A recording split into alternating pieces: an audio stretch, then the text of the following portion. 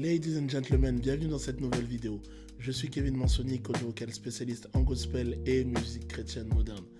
Alors le titre semble un peu provocateur, mais vous fiez pas au titre. Cette vidéo va être super bienveillante et en fait le but est de vous faire comprendre pourquoi certaines prestations tournent à la catastrophe et de donner des éléments factuels pour que vous ne puissiez pas arriver à ces erreurs-là. En tout cas, n'hésite pas à me dire dans les commentaires si ce concept te plaît. Et puis, si ce concept te plaît, eh bien, tu sais quoi, je te laisse mon adresse email ici. Et n'hésite pas à m'envoyer des liens YouTube, des liens Instagram, des liens Facebook, de moments un peu embarrassants comme ça, que tu aimerais que j'analyse, mais surtout pour que j'y donne des réponses, pour que j'y donne des solutions. En tout cas, si cette vidéo te plaît et si tu es intéressé par mon travail, n'hésite pas à liker, à partager et surtout à t'abonner. Et puis, si tu es un chanteur en chorale gospel, si tu es chef de chœur et que tu veux peut-être progresser en technique vocale ou bien que tu veux que j'intervienne auprès de ta chorale, n'hésite pas à me contacter. Pareil, si tu chantes à l'église, n'hésite pas à me contacter si tu veux progresser vocalement ou bien si tu veux quelqu'un pour accompagner ton groupe. Sans plus attendre, on y va, on va analyser cette petite vidéo.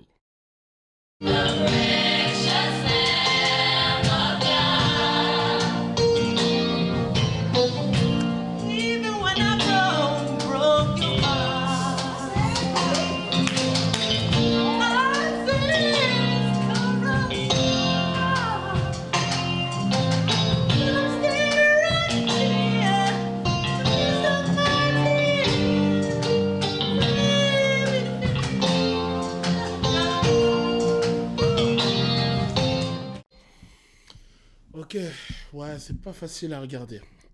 Pas facile à regarder. Déjà, ça a l'air d'être une chorale amatrice. Donc, je vais te donner toute une série de raisonnements logiques et tu vas voir qu'on aurait totalement pu, même pour une chorale amatrice, éviter cela. D'expérience dans les chorales amatrices comme ça, rares sont les gars qui montent jusqu'au La4 parce que généralement, c'est ce qu'on demande à un choriste gospel de bon niveau. On lui demande d'atteindre un La4, donc de la 4e octave, avec beaucoup d'intensité et avec une voix assez équilibrée. Okay, c'est déjà rare que dans les chorales amatrices, tu trouves ce genre de gars. Et je me dis, mais pourquoi on va donner ce solo dont la note la plus haute est un Ré5 à un ténor? Déjà, il y a quelque chose, y a quelque chose qui tourne pas déjà. Et je veux te dire, même dans les chorales pro ou semi-pro, tu trouves, allez, ça doit être une chorale sur 10 pro ou semi-pro où tu trouves un gars capable de faire ce solo correctement en gamme originale. Parce que là, cette musique, Now Behold the Lamb, la chorale l'a prise en gamme originale, donc en si bémol majeur.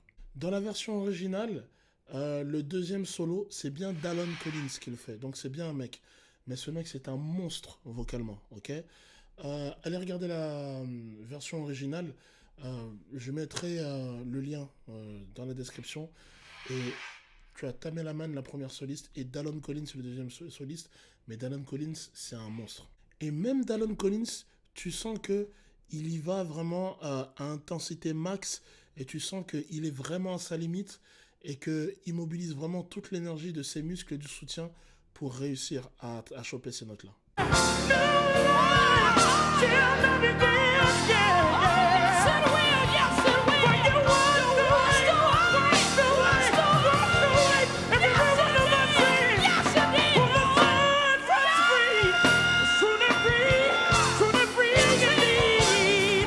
Ok, je reviens à ce chanteur.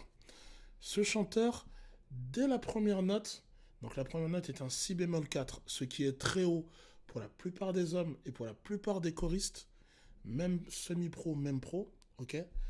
Première note, un si bémol 4, il l'atteint difficilement. On a plus ou moins une voix de poitrine, mais avec un larynx très haut. Even when I broke, ok. C'est problématique. Juste là, on sait que ça va mal se passer la suite. De plus, on voit que physiquement, il n'a pas pris une posture pour soutenir la note. Généralement, quand il y a des notes compliquées, ok, On va chercher à s'ancrer un petit peu plus dans le sol et on va chercher à appuyer dans les muscles du soutien, que ce soit dans le transverse, on va appuyer au niveau des cuisses, on va chercher les fessiers. Donc on va vraiment chercher des muscles forts pour nous aider dans le soutien. Et puis le mec, t'as l'impression qu'il y a un train qui va lui arriver dans le museau et il attend la note comme une victime, quoi. Donc là, c'est très dur. Dès le début, il sait qu'il va douiller. Dès le début, il sait. Et le problème, comme c'est comme prévu, tout le reste du solo, à part la première note, Even when I broke your heart. Donc là, jusqu'ici.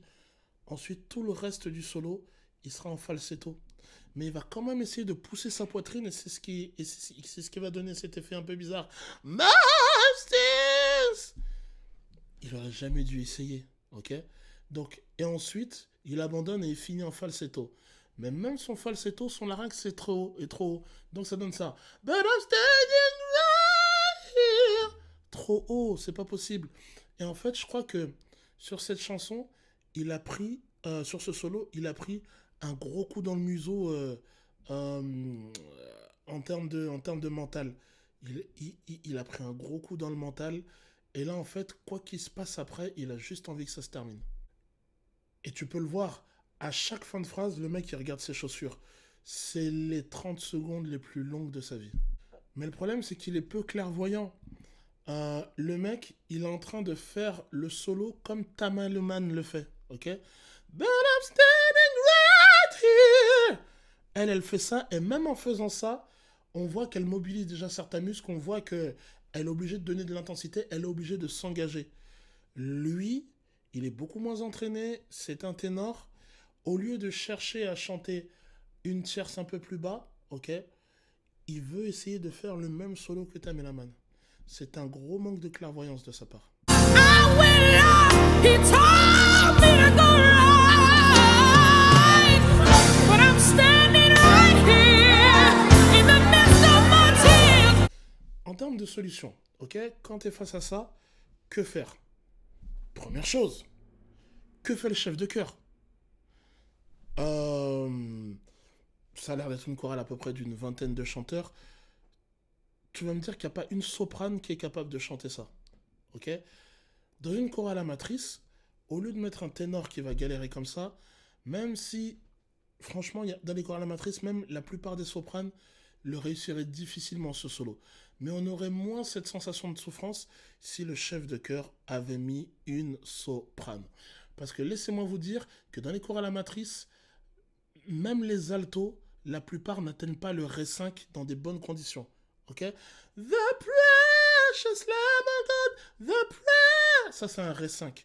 Dans les chorales amatrices, laissez-moi vous dire que la plupart des altos n'atteignent pas le Ré5 en voix de poitrine. Les sopranes, t'en as quelques-unes qui l'atteignent en voix de poitrine, mais très peu dans les chorales amatrices. Mais le résultat, il aurait été un peu moins embarrassant et la soprane en question aurait été un peu moins en difficulté. Donc, le chef de chœur, je sais pas ce qu'il a. Soit le mec, c'est son fils, c'était son anniversaire, il voulait lui faire plaisir, soit il était, je sais pas, il avait la tête ailleurs quand il a pris cette décision. Deuxième chose, le chanteur lui-même, pardon, mais il n'a pas répété une fois, il n'a pas testé cette chose-là une fois avant, et je peux vous dire, hein, il est extrêmement loin du résultat. C'est pas comme certains cas, on peut dire, et c'est arrivé à tout le monde. T'es vraiment à un demi-ton près, et puis tu forces, ça passe pas, mais on n'est pas loin de la note. Ok, avec certaines techniques, ça aurait pu passer. Là, non, non, non, non. Il est extrêmement loin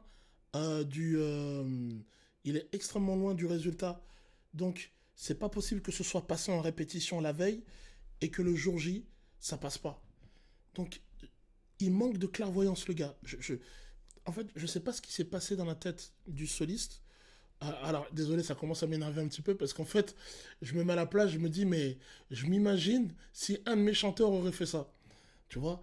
Et le truc, c'est que les gars, soyez clairvoyants. Si vous pouvez pas, vous pouvez pas. Les gars, je parle filles comme garçons, ok? Si vous pouvez pas, vous pouvez pas. Ne dites pas oui pour faire plaisir. Ne soyez pas présomptueux. Euh, ne soyez pas dans le monde des rêves, ok? Parce qu'il y en a qui croient vraiment, qui chantent comme Tamelaman, comme Toney, comme Tasha Cobbs, etc. Soyez réaliste avec votre niveau, s'il vous plaît. Alors, autre solution qui aurait pu être trouvée, disons, ok? Dans un monde parallèle, disons que c'est le seul soliste qui existe sur Terre. Ils auraient pu descendre la gamme. Moi, je suis pas fan de cette solution, ok? Je suis pas vraiment fan de cette solution parce que généralement, quand on écrit un arrangement vocal, on l'écrit parce qu'on est conscient à peu près des zones où les voix des ténors, alto, sopranes ont une certaine couleur, ok? Donc, baisser la gamme pour d'un soliste qui est tout seul qui chante son choriste, je suis ok, mais baisser la gamme d'un chœur, on perd vite de la brillance. Si vous le testez, vous allez voir que ça va vite perdre de la brillance. Baisser la gamme d'un chœur. C'est une solution. C'est une solution. Mais le contre-coup, c'est que le chœur perd en brillance. Et dans le gospel, on a besoin de beaucoup de brillance et beaucoup de punch. Sinon, ce qu'aurait pu faire le soliste, il aurait pu interpréter une tierce majeure en dessous, au lieu de faire Even when a block broke your heart, my sister is apart. Il aurait pu faire Even when a block broke your heart, my sin tore us apart, but I'm standing right here. Ok? Il aurait pu rester à peu près dans cette zone où il serait à l'aise. Pas chanter une octave en dessous. My sins tore us apart. Non, non. Mais vraiment, plutôt, comme je l'ai fait tout à l'heure, rester dans une zone un peu au milieu, dans une zone grise, où là, il va être à peu près à l'aise. C'est vrai que la mélodie risque de ne pas ressembler à grand-chose, mais au moins, le gars est juste et il peut chanter avec intensité et confort. En termes de placement vocal, clairement, euh, dans la population générale, tu trouves peu de mecs capables de monter en voix de poitrine, en Ré5, et je dirais même que c'est c'est une limite qui est pas atteignable, on va dire, de manière physique. Je pense que là, il faut plutôt chercher une voix mixte lourde, ok? Vraiment, vraiment une voix mixte lourde. Et là, tu les passes, ces notes. Tu les passes. Mais les voix mixtes lourdes, ça demande beaucoup de travail pour, pour, euh, pour passer les différentes transitions de la voix. Les différentes transitions de la voix, c'est ces endroits où la voix peut se casser parce qu'on ne sait pas si on doit rester en voix de poitrine ou passer en voix de tête. Donc voilà, c'était à peu près tout ce que j'avais à dire sur cette prestation.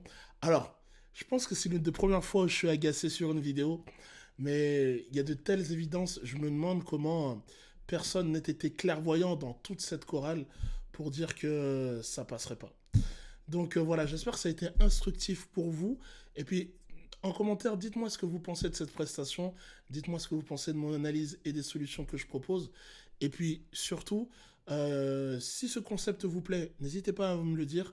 Et puis à m'envoyer des liens à YouTube, Instagram, Facebook et tout. Moi, je vous dis à tout bientôt. Ciao, ciao.